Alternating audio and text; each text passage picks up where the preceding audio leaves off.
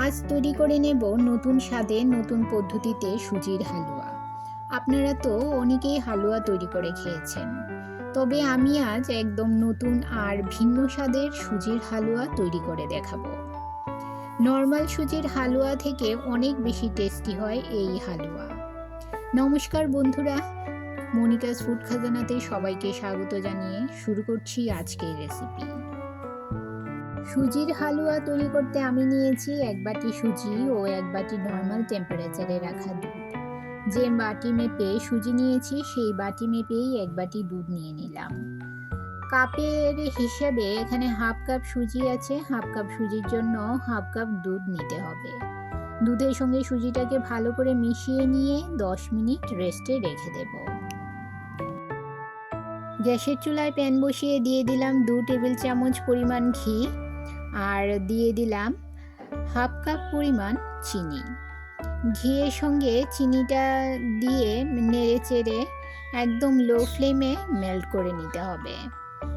যতক্ষণ না চিনিটা মেল্ট হচ্ছে ততক্ষণ পর্যন্ত নাড়তে থাকতে হবে। আমার চ্যানেলে নতুন বন্ধু হয়ে থাকলে চ্যানেলটি সাবস্ক্রাইব করে পাশে থাকা বেল আইকনটি প্রেস করুন আর নোটিফিকেশন অল করুন পরবর্তী ভিডিওর আপডেট পেতে। এই যে দেখুন, লো ফ্লেমে নেড়ে চেড়ে চিনিটাকে আমি একদম মেল্ট করে নিয়েছি, একটা ডার্ক কালার চলে এসছে। এবারে এতে আমি দিয়ে দেব হাফ কাপ দুধ। হাফ কাপ দুধ দিয়ে আমি এই চিনি শিরার সঙ্গে ভালো করে মিশিয়ে নেব। ফ্লেভারের জন্য এতে দিয়ে দিলাম 2টো এলাচ। আমি 2টো এলাচ ফাটিয়ে দিয়ে দিলাম। নেড়ে চেড়ে মিশিয়ে নিয়ে গ্যাসের ফ্লেম বন্ধ করে দেব। তৈরি হয়ে গেছে আমার চিনি শিরা। গ্যাসের চুলায় কড়াই বসিয়ে 4 টেবিল চামচ ঘি দিয়ে কিছু ড্রাই ফ্রুটস রোস্ট করে নেব। আমি এখানে কাজু, আমন্ড, কিশমিশ নিয়েছি। আপনারা আপনাদের পছন্দ মতো ড্রাই ফ্রুট নিতে পারেন। ড্রাই ফ্রুট সম্পূর্ণ অপশনাল। আপনারা যদি মনে করেন যে ড্রাই ফ্রুট ছাড়া তৈরি করবেন তাহলে তাও তৈরি করতে পারেন। লো ফ্লেমে কিছুক্ষণ ড্রাই ফ্রুটসগুলো রোস্ট করে নেব। একটু লালচে কালার হয়ে আসলে ড্রাই ফ্রুটগুলো আমি তুলে নেব।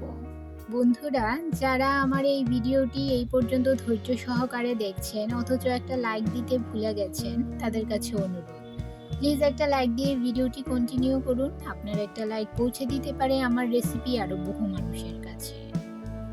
10 মিনিট পর দেখুন, সুজি সম্পূর্ণ দুধ টেনে নিয়েছে আর এটা ফুলে গেছে, অনেকটাই ফুলে গেছে।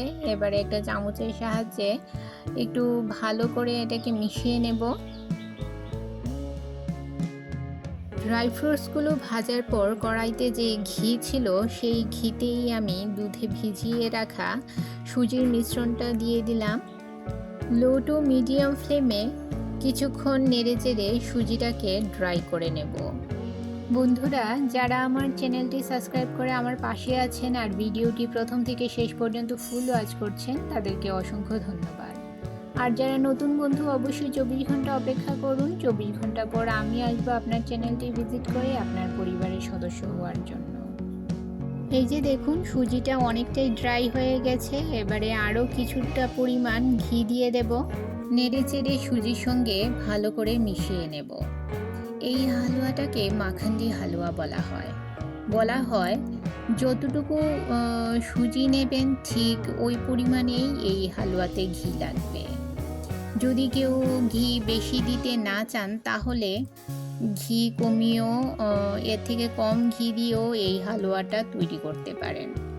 যতক্ষণ সুজি আগের ফর্মে না আসছে, অর্থাৎ সুজি দুধে ভিজিয়ে রাখার পর যে ফুলে উঠেছিল তখন তার যে টেক্সচার ছিল সেই আগের টেক্সচারে না আসা পর্যন্ত নাড়তে থাকতে হবে। ততক্ষণ সমস্ত ঘি সুজির মধ্যে ভালোভাবে ঢুকে যাবে।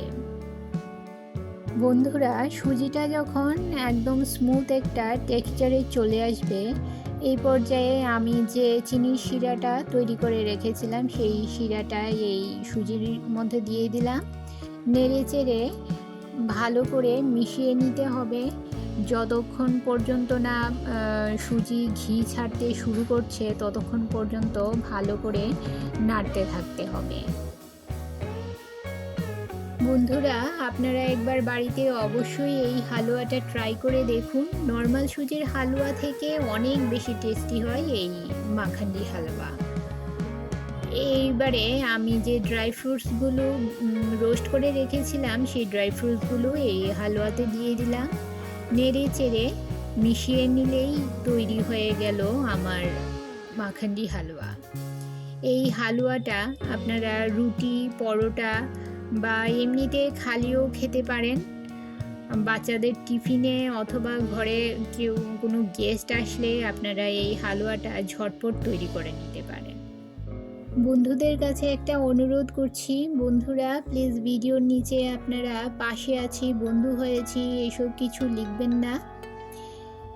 এটা লিখলে আমার দুজনেরই চ্যানেলের ক্ষতি। আপনারা যদি কেউ আমাকে সাবস্ক্রাইব করে থাকেন, আপনারা আমার কমিউনিটি বক্সে মেসেজ দিয়ে যাবেন, আমি আপনাদের ব্যাগ দিয়ে দেব। আপনারা ভিডিওর নিচে দয়া করে কিছু লিখবেন না। এতে আমার চ্যানেলের অনেক ক্ষতি হচ্ছে, আপনাদেরও চ্যানেলের ক্ষতি হচ্ছে। তাহলে বন্ধুরা, আমার এই রেসিপিটি কেমন লাগলো অবশ্যই কমেন্ট করে জানাবেন, আর ভালো লাগলে শেয়ার করবেন আপনাদের আত্মীয় ও বন্ধুদের কাছে। আজকে এই পর্যন্তই, আবার দেখা হবে আরেকটি নতুন ভিডিওতে নতুন রেসিপি নিয়ে। সবাই ভালো থাকবেন, সুস্থ থাকবেন।